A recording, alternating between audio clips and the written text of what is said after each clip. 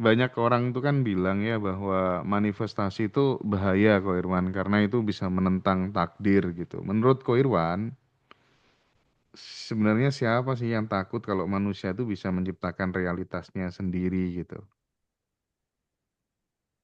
Hmm, manifestasi bisa melawan takdir. Memang Iya, memang tidak banyak bisa yang melawan bilang takdir. kayak gitu.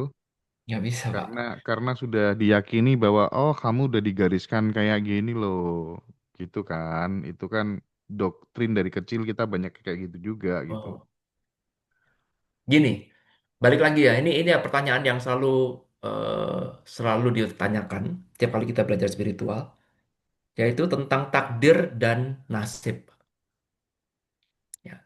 Takdir satu hal yang sudah fix. Yes.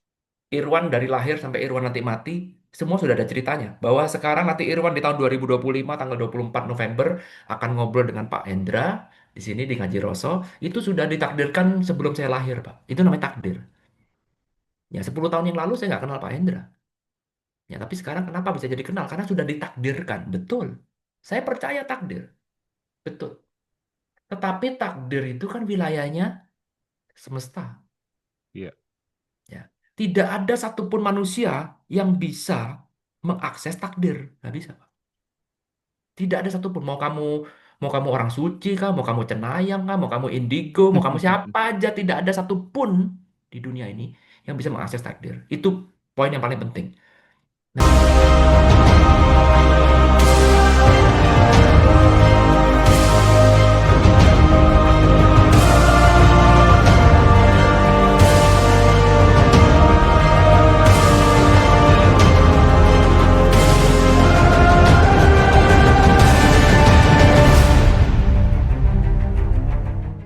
asik banget di Hawaii, Pak, 3 hari.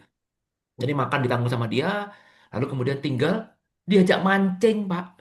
Diajak sepedaan di Hawaii. Enak Mm-mm. banget gitu. Kayak hidup bener kembali ke alam, lupa. Lalu kemudian banyak orang New York yang ikut, Pak, di situ pergi ke Hawaii dan problemnya itu bisa sembuh. Sembuh total. Padahal udah pergi ke psikiater, pergi psikolog, nggak bisa sembuh. Ya, tapi pergi ke tempatnya dia, ya cocokmologi ya, cocok-cocokan. Ya, kebetulan cocok sama si Brian, ya ternyata sembuh. Tahu nggak apa yang Brian lakukan? Hmm. Brian cuma lakukan seperti ini. 3 hari ini, kalau selama ini kamu di New York, ya, kamu kan kerjanya mau lari dari masalah. Kamu bayar psikiater, bayar psikolog, kan tujuannya cuma satu. Saya mau lari dari masalah ini. Saya nggak suka dengan masalah ini. Saya nggak suka. Saya nggak mau, nggak mau. Ayo, usir masalah ini segila, secepat-cepatnya. Tetapi ketika dia bersama dengan Brian di Hawaii, inilah tempat di mana kamu akhirnya bisa merasakan sebuah rasa yang selama ini kamu hindari. Rasakanlah. Ada satu perempuan, Pak, orang New York, kaya, Pak. Dia tuh memang anunya real estate ya. Jagonya real estate nih. Real estate broker. Top perempuan ini. Nah, perempuan ini itu mengalami satu trauma hidup yang sangat berat, Pak. Jadi dulu suaminya itu, dia sama suaminya pergi ke Ya. Australia, Iya. ya, tamasya, nyetir. Nah, mereka pada mabuk, Pak. Nah, mereka pada mabuk. Lalu kemudian udah bilang jangan, jangan, jangan nyetir, jangan nyetir. Nah, singkat cerita, suaminya nyetir. Dia ketiduran, Pak, karena mabuk kan. Ini si perempuan ini. Mm-mm. Lalu kemudian dia lagi jalan di Australia itu ada kanguru ngelompat, Pak. Dia menghindari kanguru itu masuk ke jurang. Suaminya mati, Pak. Dia entah bagaimana hidup sama teman. Dia lalu kemudian melabelin kejadian itu dengan seperti ini. Seharusnya saya nggak tidur. Kalau saya nggak tidur, suami saya nggak akan mati. Jadi sayalah yang membunuh suami saya. Bayangkan, Pak. Kejadian Ya. itu sudah berlangsung 30 tahun yang lalu. Jadi suaminya udah meninggal. Dan setiap malam, Pak, dia tuh seperti kejang-kejang tanpa sebab. Setiap pagi dia kena panik attack, Pak. Tanpa sebab. Tiap pagi. Dan tiap kali ada orang mau bilang tanya tentang suaminya, dia langsung bilang, jangan ngomong suami saya. Jangan ngomong. Saya kubur itu. Dia sudah pergi ke segala macam metode, Pak. Termasuk juga hipnoterapi lah, pakai regresi lah, pakai psikiater, segala macam Pak, psikolog segala macam untuk menghilangkan tubuhnya itu. Nggak bisa, nol. Datang ke Brian, bayar 10.000, happy happy Pak. Belum. Malam-malam dia diizinkan untuk luapkan. Ingat ulang, recall ulang kejadian itu. Lalu kemudian kamu mau menangis, menangislah. Oke, oke, oke, oke. Ternyata dia Pak, dia itu punya satu satu part yang hilang, yaitu pada saat suaminya meninggal, dia tuh nggak menangis Pak. Dia Hmm. menahan tangisan itu. Dia mau simpan penderitaan itu dalam dirinya. Meledaklah tubuhnya Pak. 30 tahun lebih Pak dia pegang itu. Dan dia akhirnya menangis sejadi-jadinya. Dia memaafkan betul dirinya. Memaafkan inner child-nya dia. Memaafkan suaminya. Memaafkan segala macam Pak. Udah sembuh Pak. Oke, oke. Gila banget itu. Moral moral story-nya barangkali ketika kemudian kita misalnya pernah mengalami satu hal yang itu sangat menyakitkan gitu ya. Kalau kita ingin sembuh, ya udah recall kembali aja. Kita recall perasaan, emosinya kita hadirkan saat ini yang dulu saat kita kemudian merasa terdalimi atau apa gitu ya. Terus kemudian saat ini juga kita memaafkannya, kita memeluknya, biarkan dia terurai apa adanya, nggak perlu dilawan. Itu mungkin sebagai salah satu teknik juga ya kok ya, untuk Yes. kemudian membiarkan apa adanya gitu, mengakui Hmm. gitu ya. Ini Yes. keren, keren, keren, keren. Wih, Karena pada dasarnya Pak, rumusnya, polanya seperti ini. Emosi itu Pak, yang terpendam itu, dia cuma minta satu Pak. Dia cuma minta satu Pak. apa Yang tuh? kita, yang selalu dia minta, tapi kita nggak mau kasih tahu. Yaitu adalah dia ingin dirasakan. Ingin Ibaratnya seperti anak kecil, dirasakan. ya. Dia minta panggung Pak. Iya, iya, iya, Ya iya. seperti saya minta panggung nih. Saya misalkan emosinya Pak Endra, Pak Endra lihat saya. Tapi Pak Endra nggak pernah lihat saya. Ya seperti anak kecil. Anak kecil ya. Kalau kita punya anak, kalau anak kita abaikan, maka anak kita makin bertingkah Pak.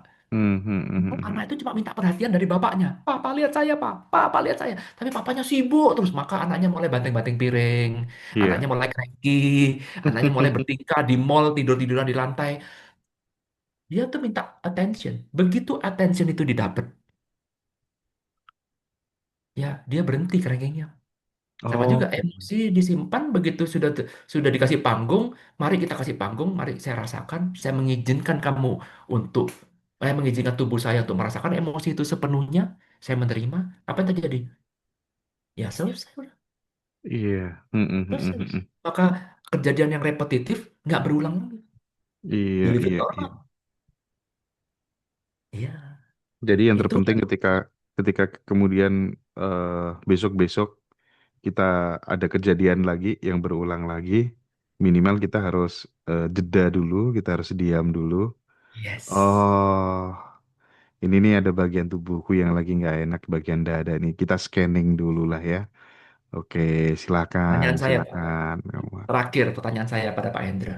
Mm-mm. Jadi, Pak, kesimpulannya, kalau kita sekarang mengalami satu kejadian yang sifatnya repetitif, berulang, itu sebenarnya good luck atau bad luck? Ayo, ayo loh. Bagus Ayo. dong. Ya, kita renungkan kan. Itu, Pak. Sebenarnya itu adalah setiap kejadian yang datang dalam hidup kita. Bagus Itu dong, adalah ada pesan potensi. cintanya dong. Yes, itu potensi, Pak. Mm-mm, mm-mm. Potensi untuk diri kita agar kita bisa bertumbuh. Bertumbuh, bener banget. Ya.